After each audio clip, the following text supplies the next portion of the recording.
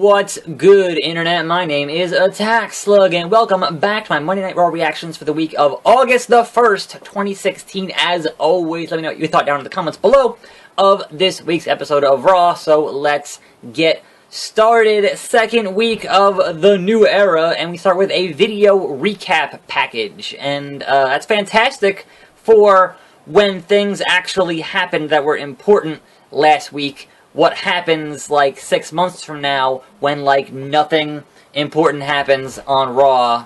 What are they gonna recap? So that would be, you know, I'm gonna wait and see on that one. But hey, first week, obviously, important shit happened last week. So, we open Raw with Sasha Banks coming to the ring, and she seems kind of nervous on promo. She's kind of like stumbling over her words, kind of like I do, a little bit. And that's kind of troubling, but hey, opening Raw is a big deal. Out comes Charlotte, obviously, who's mad about losing the belt last week, and they kind of get into it here with some more non-PG jokes, just a little bit. Anyway, for some bizarre reason, out comes Chris Jericho, and he gets some of that cheap Atlanta heat, kind of mocking, you know, Ric Flair a little bit, because certainly Atlanta was prime WCW country. And then, out comes Enzo, for some reason, to defend Sasha. There's some, how you doing? For as much as I liked Raw last week, and it felt fresh last week, this week, we opened up the show with a 20-minute promo, which is kind of how you shouldn't be doing things, at least in my opinion, opening the show with a long-ass fucking promo. So, as you might expect, with 4 individuals in the ring, out comes Mick Foley, who makes a intergender tag team match. Playa, holla holla, and that match is next. And for some reason, that match has Kevin Owens on commentary doing the doo-hop with a t-shirt and a tie. That was real funny. So yes, we have Enzo and Sasha versus Chris Jericho and Charlotte as your first match of the evening, with Kevin Owens on commentary being as awesome as he usually is, making fun of Byron Saxton. You know, good times. Basically, Dana Brooke comes out and interferes in this match, which means that Jericho and Charlotte win the match. And then the ref fucks up and tries to hand Charlotte the women's title. That was real funny. But after the match, Jericho is beaten up on Enzo, which out comes Big Cass. And that's all going to make a whole lot of sense later on in the evening. So, we get a video package of the Teen Choice Awards, because apparently the Bellas won a Teen Choice Award. And hey guys, the Bellas, I guess Nikki's back soon, or she's saying that she's back soon, but obviously Brie is retired, and whatever else. Next up we have Braun! I love that his theme song just goes Braun when it starts. It's Braun Strowman versus another jobber. And this jobber is getting paid $1,000 to be there, and $5,000 if he wins. Obviously, he's not going to win a match against Braun Strowman. I will say, with the jobber matches between last week and this week the jobber got no offense. Like, literally, I'm pretty sure he had 0 offense. And that's the one thing you could say about Barry Horowitz and the Brooklyn Brawler and Abe Knuckleball Schwartz, etc., etc. They at least got in a little bit of offense before, you know, just getting squashed completely. So come on now. Have a proper jobber match. Have them get in just, you know, an inkling of offense. That was... Barry Horowitz used to get in those European uppercuts and then lose. Anyway, Mark Henry is in the building. So, you know, thankfully we didn't get the big show. But we got Mark Henry, and he thinks he still has a little bit left in the tank. One more run for the Hall of Pain. Now, obviously, he is the ambassador for the Olympics, so that is why he is on the show, because the Olympics are starting very soon. And he wants one more match, or one more run, I'm sorry. And so they're going to give him Rusev for the U.S. title tonight, coming up in a little bit. But first, we have the Golden Truth, and our truth is addicted to the Pokemans. The Pokemon Go. And they're going to fight the Shining Stars in a match here, because they interrupted that match last week with the Shining Stars and Enzo and Cass. The highlight of this match, well, there are 2 highlights. Number 1, Corey Graves being like, "You're a grown man playing a children's game," was really funny. And number 2, Michael Cole being not quite sure how to pronounce the word Pokemon. It's Pokemon. Not Pokemon, not whatever else he was saying, is Pokemon. It's not hard to pronounce. It's been around since 1997 or 8. Come on now. Anyway, because of R-Truth being unable to kick his addiction, the Shining Stars pick up a victory on Monday Night Raw. Moving on, we have, speaking of Michael Cole, he has a thing in the ring with Finn Balor, who is, going to be in that match at SummerSlam to be the first Universal Champion. But out comes Seth Rollins, getting that cheap Atlanta sports heat. This was an alright segment. Finn Balor gets the upper hand, and that is the end of that segment. We move on to Rusev Putra, Rusev Machka versus Mark Henry for the U.S. title. And man, okay, so the match was what it was, powerhouse versus powerhouse. Obviously, Rusev wins, Rusev retains the U.S. title. Rusev still doing excellent heel work every damn week. Starts to cut a promo after the match, running down how he is the superior athlete, the superior champion, whatever else. Fantastic. And, okay, at this point you're going, okay, somebody is going to come out here, and somebody is going to be the next contender for Rusev's belt at SummerSlam. Obviously, we gotta have that get set up at some point, right? So, who's it gonna be? And it's Roman Reigns.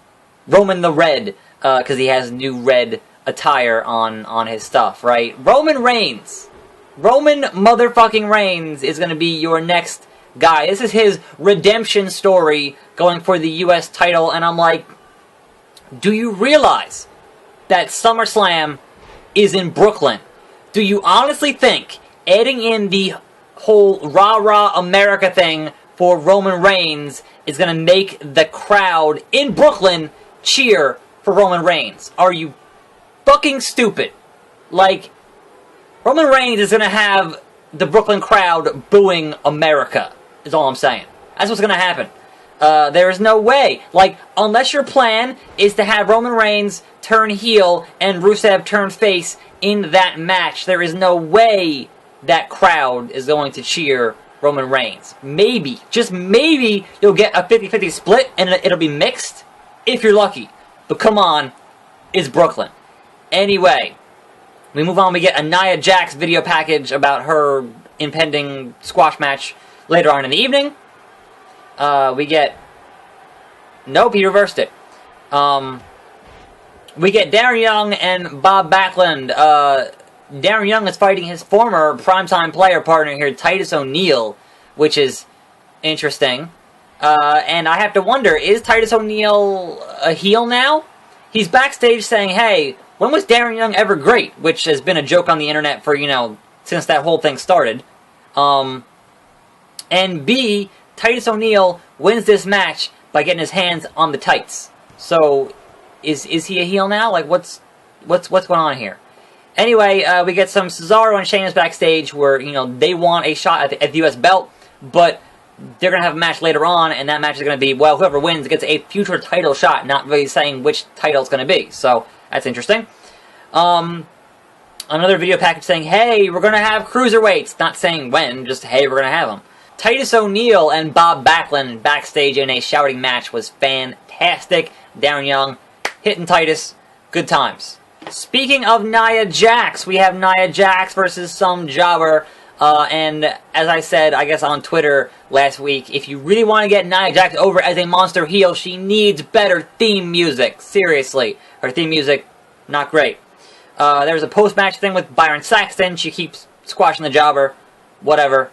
Whoa there, Del Rio.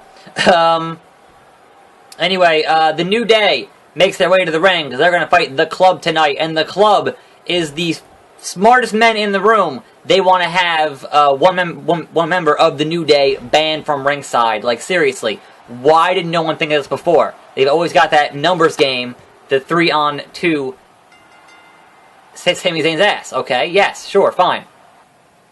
And there is Sami Zayn winning, which obviously did not happen on Raw. We'll get to that in a minute.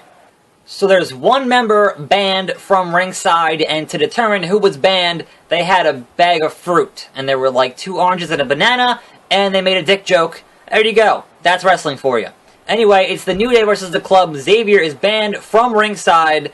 This match was actually kind of short, and the New Day won with a roll-up on the Club. Now, that was a post-match beatdown. Xavier came back out. It was you know, the usual shenanigans, and the Club stood tall at the end of this encounter. So, following that up, we have Cesaro versus Sheamus, and the winner is going to get a future title shot. Didn't say for what title, but a future title shot. Fun match here with Cesaro and Sheamus. Cesaro comes out on top, and it is a good time for all. Apparently, after this match, during the commercial, there was a pull-apart brawl between Cesaro and Sheamus, and man, it looked just like the video game, except with you know, more security. Anyway, that gets interrupted by perhaps my favorite part of the night. It's Heath Slater, baby! And Jinder Mahal, baby! Don't hinder Jinder. He's in the building, and he literally calls them 2MB, which obviously is the obvious joke there. I'm glad they went there with 2MB, because you can't have 3MB, because Drew McIntyre is way busy being a world champion in TNA. So that's, you know, is that a better place to be in than on Raw? I don't know.